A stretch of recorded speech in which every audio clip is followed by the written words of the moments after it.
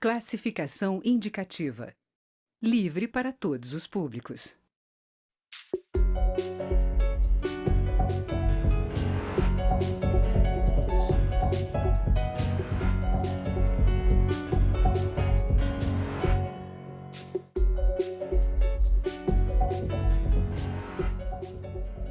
Olá! Faz um ano que a reforma trabalhista está em vigor.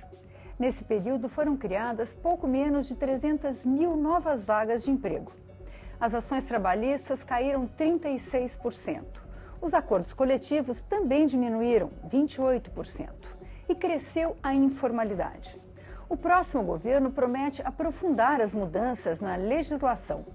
Qual o balanço que se pode tirar desse período? O Câmara Debate da Rádio TV Câmara está fazendo essa pergunta para os deputados Ronaldo Nogueira, do PTB do Rio Grande do Sul, presidente da Comissão de Trabalho, e Bongás, do PT, também do Rio Grande do Sul. Deputados, quando a gente discutiu aqui a reforma trabalhista, a ideia principal era que se criariam 2 milhões de empregos em um ano. A gente está passando por um período de grande desemprego no país. Por que não deu certo? Deputado Ronaldo Nogueira, o senhor que ocupou a cadeira aí do Ministério do Trabalho, ocupa a Comissão do Trabalho, por que não deu certo? Por que a gente criou aí apenas 300 mil vagas? Quero cumprimentar o deputado Bongás, cumprimentar o programa. Primeiro, os dados sinalizados pelo programa não estão corretos, porque o número de empregos formais criados até setembro de 2018 foram mais de 700 mil novos contratos de trabalho. A geração de empregos, ela depende de um conjunto de fatores, entre eles o crescimento econômico, segurança jurídica na legislação. E você veja que o Brasil vem enfrentando nos últimos anos uma grave crise política, que é um fator que também desestimula os investimentos no país. A legislação trabalhista, ela foi concebida na década de 20 e foi consolidada na década de 40. Nós estamos no século 21, passou-se 75 anos de imobilismo e nós precisaríamos atualizar a legislação, e a modernização trabalhista, ela foi concebida sobre 3 eixos: proteção de direitos, segurança jurídica e geração de empregos.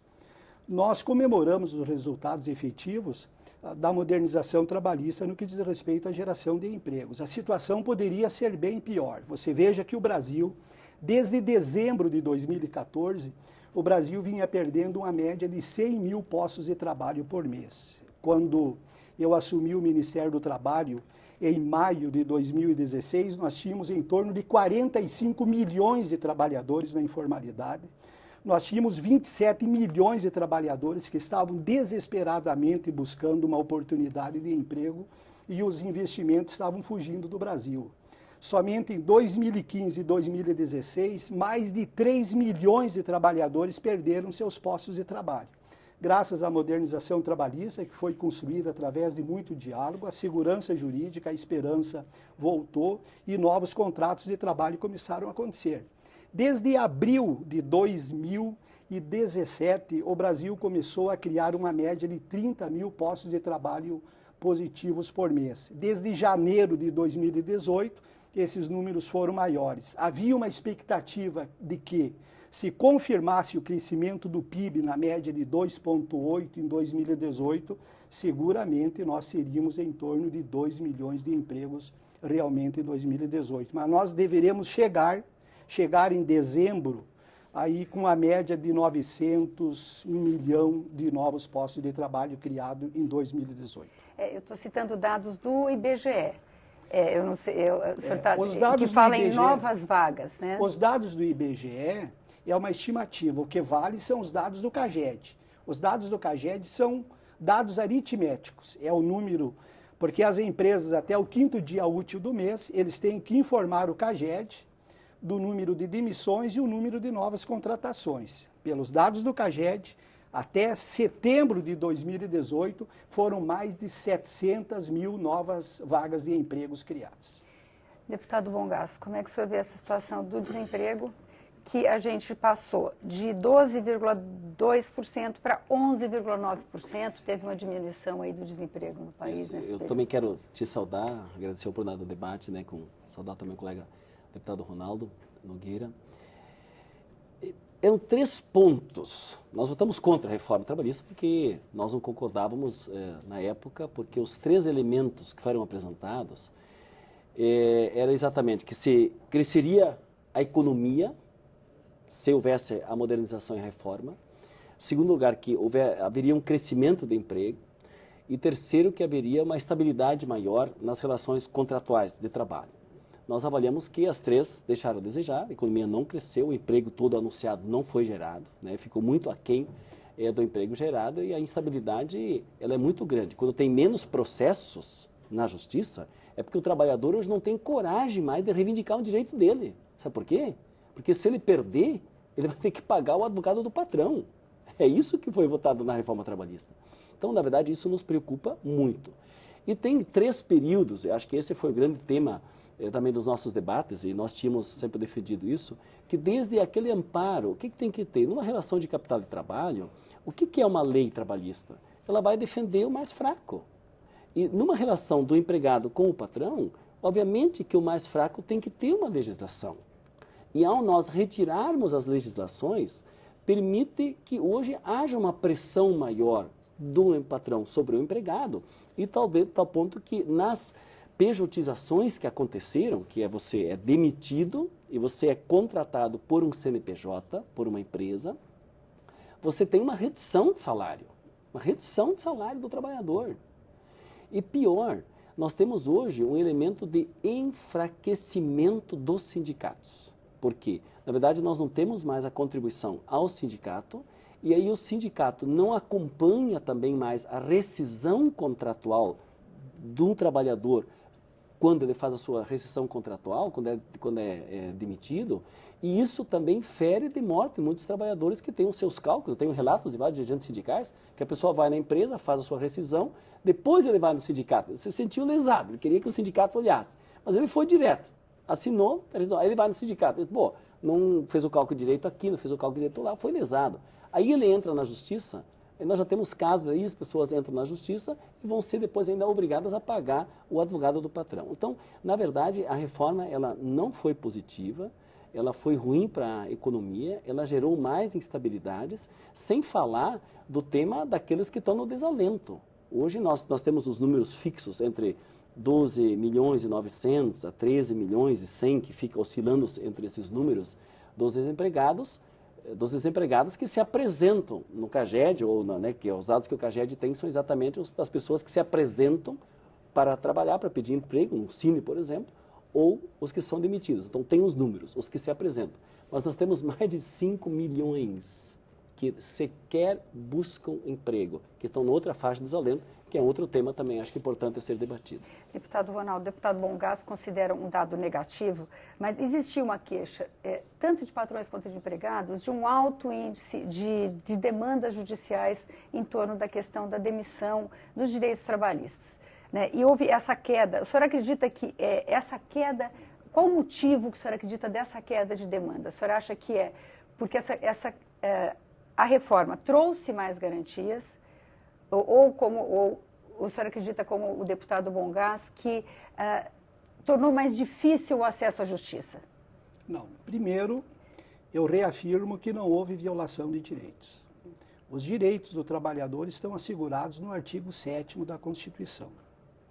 A modernização trabalhista, ela trouxe segurança jurídica quando dá força de lei para os acordos coletivos de trabalho, sinalizando em que circunstância o acordo coletivo de trabalho pode deliberar ou não.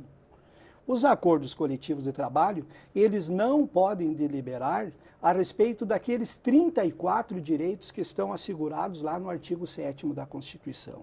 Também os acordos coletivos de trabalho não poderão deliberar sobre qualquer circunstância que trate da saúde e segurança do trabalhador. O que os acordos coletivos de trabalho poderão estar lá no artigo 611-A e 611-B. A circunstância que o acordo coletivo de trabalho pode deliberar, no sentido de que o trabalhador escolha a forma mais vantajosa de usufruir dos seus direitos. Uma lei, ela não pode ser um agente de incentivo à má-fé. Quando a lei diz que aquele cidadão ele possa usar de má fé ao recorrer à justiça, nós procuramos estabelecer uma legislação que prestigie a verdade. Prestigie a verdade. Nós ampliamos, inclusive, a multa para os casos de informalidade. Quando eu assumi o Ministério do Trabalho, lá em maio de 2016, nós tínhamos 45 milhões de trabalhadores na informalidade. Nós tínhamos 60 milhões de brasileiros sem uma atividade econômica. Esse era o Brasil real. Tínhamos 27 milhões de trabalhadores desesperados buscando uma oportunidade para trabalhar. E você veja que o Brasil ele é um país que tem capacidade de produção de riquezas, desenvolvimento econômico, geração de empregos. O Brasil já viveu esse momento. O próprio presidente Lula encaminhou a PEC 469, que é uma PEC que trata da reorganização sindical no Brasil, que constituiu um grupo de trabalho para modernizar a legislação trabalhista. É fato. Todos os presidentes que se passaram tiveram boas intenções no que diz respeito de oferecer para a sociedade brasileira uma legislação trabalhista que preservasse direitos, trouxesse segurança jurídica e promovesse a geração de empregos. Óbvio que se nós não atingimos aí os 2 milhões de empregos desejados, o qual nós desejávamos, é por outros fatores, não por causa da legislação trabalhista. Um dos fatores que impediu o crescimento econômico, a instabilidade política do Brasil. Nós tivemos os últimos 3 anos, anos de instabilidade política. E você veja que os investidores externos jamais vão investir numa nação, num ambiente onde há toda essa instabilidade. Além do desestímulo aos empreendedores no que diz respeito à geração de empregos. Nós temos hoje 4 agentes que são importantíssimos para o desenvolvimento econômico de um país. Nós temos o trabalhador capitalista, aquele que detém os ativos do capital. Nós temos o trabalhador empreendedor, aquele que gera empregos, aquele que sonha com o negócio.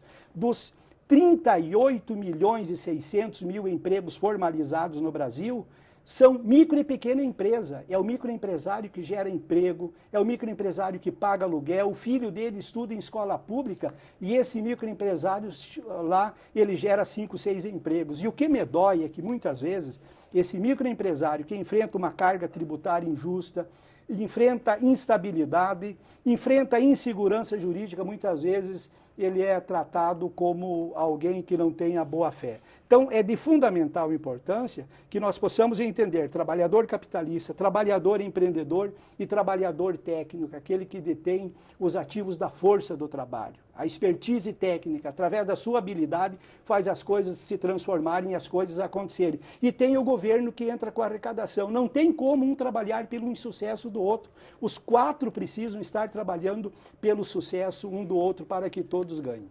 A gente vai fazer um pequeno intervalo e volta com a resposta do deputado Bongás. Até daqui a pouco.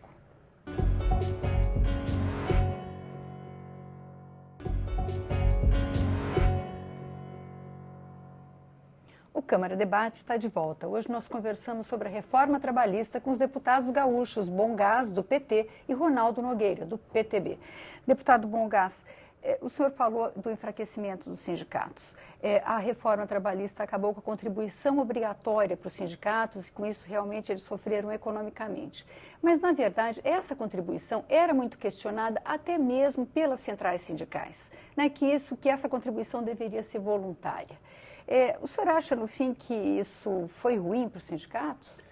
Não, é que toda contribuição, o ideal é a auto-organização dos próprios sindicatos.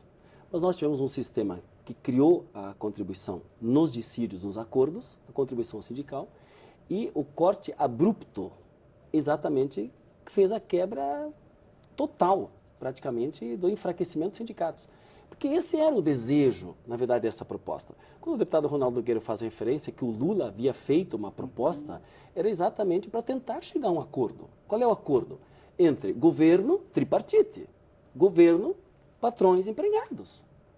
Por isso que não foi votado antes. Por que não foi votado? Porque não tinha se chegado num acordo. Porque aqui precisa exatamente ter uma regulação que garanta um direito para o trabalhador, como era desde a CLT, ou depois a Constituição de 88, ou as medidas de cidadania que elegemos no governo do Lula e da Dilma. O que aconteceu agora é que teve, depois que deu o golpe, né, depois que o Temer entrou, uma forçação com o acordo, todo mundo sabe isso. Não vou eu dizer aqui, houve uma pressão forte empresarial, quem pagou o pato, nós dizíamos à época muito claramente, uma pressão empresarial, eu vivi isso nos corredores aqui dentro, fortíssima, só do lado patronal, nenhum sindicato, nenhuma central sindical estavam aqui votando contra, eram os patrões aqui forçando as votações, junto com o governo. Obviamente que interessava, porque as sindicatos patronais, eu inclusive tenho um projeto de decreto legislativo para derrubar um decreto do Temer que faz com que o Senar, o sistema Senar, use dinheiro público para pagar a administração da CNA e da Farsul. Ou seja, o Senar financia... Diz o que são essas siglas, essas deputado, siglas que a gente não são sabe. siglas que financiam os sindicatos patronais. Então, os sindicatos patronais se viabilizam pelo sistema S. E os sindicatos de trabalhadores não têm, estão super enfraquecidos. Então, isso nós discordamos totalmente e acho que deveria ter essa contribuição abrupta. Inclusive, uma das emendas era que a redução fosse gradativa, não abrupta, e nós perdemos. Mas eu quero voltar a um outro ponto fundamental aqui. O governo prometeu muitos empregos. Vou pegar o trabalho intermitente, que era um assunto muito novo, trabalho intermitente, temporário, né, que teria a sua contratação. O que o governo dizia? Que daria 55 mil vagas por mês, dos 2 milhões apregoados. Né, e o governo, na época, usou muito dinheiro também para pagar propaganda, enfim, né, que acabou não se concretizando. Nós dizíamos isso, que não concretizaria. Iam ser 55 mil por mês. Por mês, são dados aqui do CAGED. Passados agora o período, em 2017 a 2018, foram criadas no ano 47 mil. Mas foram tirados, se perdeu postos, 11,2 mil. Então teve no ano trabalho intermitente. Anotem aqui, era para ser 55 mil mês, agora passou a ser 35 mil ano. Quem atingiu isso? Fundamentalmente o jovem ou o pequeno pouca escolaridade. Então, o que está acontecendo? Todas aquelas promessas que foram feitas, elas não estão se efetivando. Então, nós temos sim uma redução, e nós estamos dizendo sim, são redução de direitos das pessoas. A pessoa não vai ter mais a condição de ter o seu sindicato num dissídio. Isso é um outro tema fortíssimo, porque hoje um dissídio, muitos sindicatos agora nesse período de dissídios, não fecharam os dissídios. E o que tu tinhas no teu ano anterior, negociado um ano atrás, valia até que tu tivesse uma nova renegociação salarial do dissídio feita. A partir de agora, encerrou o ano, morre tudo que foi acordado no ano passado e tu tem que renegociar tudo de novo. Eu vi situações difíceis de vários sindicatos exatamente por causa disso. E essa é uma regra que dificulta lá qualquer reajuste, um percentual de reajuste, né, no salário ou de um outro abono ou de qualquer outro tema, prejudica o trabalhador. Isso é retirada de direito. Então, eu não posso concordar que não tenha sido esta reforma a retirada de direito. Deputado Ronaldo, eu não posso deixar de perguntar para o senhor, que com a experiência que o senhor tem na área, como é que o senhor vê a proposta de desmembrar o Ministério do Trabalho, acabar com o Ministério tal como a gente entende e distribuir as suas áreas de atuação, já que o Ministério tem diversas áreas, como o senhor citou, diversas áreas que respondem pela fiscalização do universo do trabalho, responsável pelo FGTS, fiscalização de trabalho escravo, quer dizer, é um universo, é um ministério cheio de funções. Como é que o senhor vê essa divisão? Como é que o senhor acha que isso pode funcionar? Eu vou só contribuir com a fala do deputado Bongás no que diz respeito à organização sindical no Brasil. Realmente a retirada sumária da contribuição sindical trouxe prejuízo para a organização sindical. Nós estamos apresentando um projeto de lei que regulamenta a contribuição assistencial. A contribuição sindical ela deixou de ser obrigatória, ela é facultativa, assim como é nos demais países do mundo. A nossa proposta que nós defendíamos na época seria escalonado a extinção, a alteração de uma por outra em 3 anos, nos próximos 3 anos. Mas tudo bem, o que nós estamos apresentando? Uma proposta que vai regulamentar. Se nós queremos dar força de lei para os acordos coletivos do trabalho, nós precisamos ter um meio para que os sindicatos possam ter um meio de subsistência. Como os acordos coletivos de trabalho, ele é estendido seus benefícios a toda uma categoria, é justo que essa categoria, querendo, ela possa, através daquilo que é deliberado em assembleia com o devido direito à oposição, possa deliberar uma taxa de contribuição para que os nossos sindicatos possam ter. O sindicato é importantíssimo porque ele é uma ferramenta de contrapeso nessa relação entre empregador e trabalhador. Eu sou defensor de uma organização sindical forte, com base no princípio da unicidade e estendida os seus benefícios a toda a sua categoria. Nesse aspecto, eu concordo com o deputado Bongás. No que diz respeito ao Ministério do Trabalho, veja bem, nós precisamos transformar em políticas de Estados todas aquelas medidas de ação que são protetivas ao trabalhador e são medidas importantíssimas para a preservação do emprego. Vou citar um exemplo aqui. O número de ações fiscais, as medidas que ocorriam de combate ao trabalho escravo, até 2016, o número era numa média de 1,2 a 1,4. 2017 foi de 2,2 a 2,4 o número de ações fiscais. Contudo, que em 2017 nós tivemos ali um corte no orçamento ali na faixa de 40%, que foi linear em toda a estrutura. Eu, como ministro, aloquei recursos do próprio gabinete do ministro para as ações de combate ao trabalho escravo. Nos últimos 5 anos, os melhores números de ações fiscais como resultado de combate ao trabalho escravo foi justamente no ano de 2017. Então você veja que, principalmente, o serviço de inspeção do trabalho, onde nós temos aí em torno de 2.300 auditores que bravamente trabalham defendendo a saúde, a segurança, atuando contra a jornada exaustiva, contra a situação degradante, contra qualquer situação análoga a escravo, combatendo a informalidade, que esses auditores nós procuramos ter ações muito fortes no sentido de dar ao auditor a verdadeira prerrogativa e autonomia para que ele possa atuar.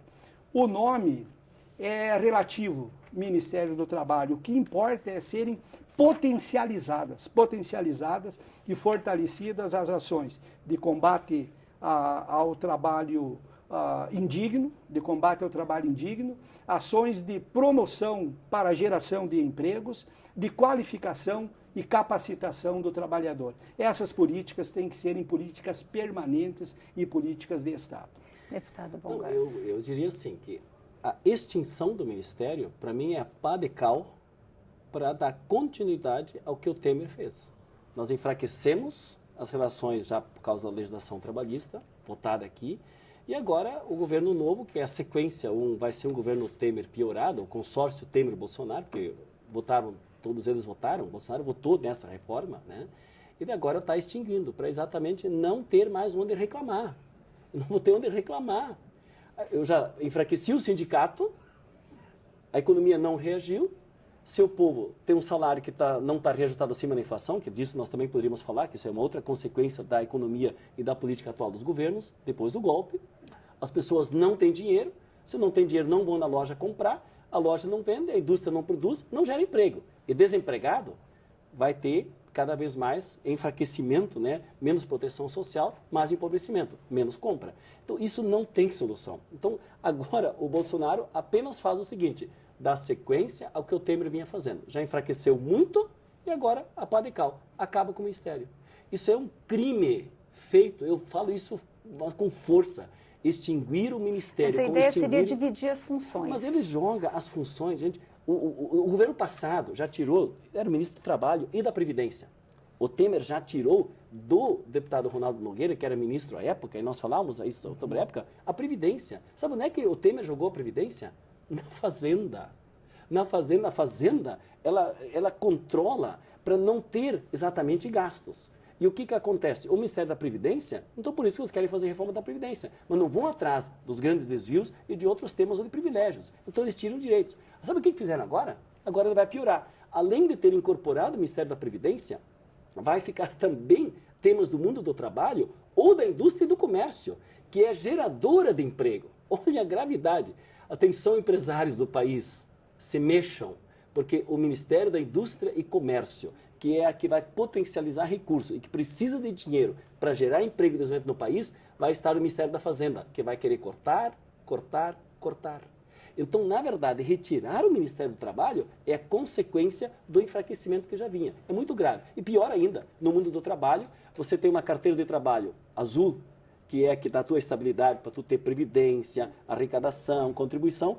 Agora vai ter uma carteira de trabalho verde e amarela, que é aquela que você vai receber, onde você acorda com o patrão as tuas condições de trabalho. Bom, se lá dentro estiver que não vai ter o recolhimento da Previdência, que não vai ter o 13º, que não vai ter isso, aquilo, é essa carteira que vai ser. Ninguém sabe ao certo o que é, mas o que virá? Terá estabilidade?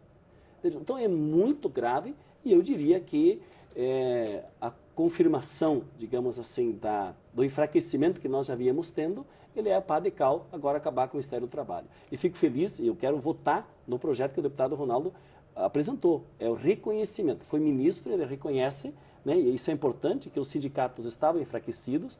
Eu quero que os sindicatos sejam fortes, então nós temos que apresentar, mas eu quero acrescentar a esse seu projeto, que eu acho que é importante, que tenha um financiamento, que tenha essa relação direta onde precisamos manter as entidades fortes. Uma sociedade sem entidades fortes, né, não é possível a gente ter democracia no país. Muito obrigada, deputados. O Câmara Debate termina aqui. Você pode rever este e outros programas na nossa página, câmara.leg.br ou no YouTube. Obrigada pela audiência e até a próxima.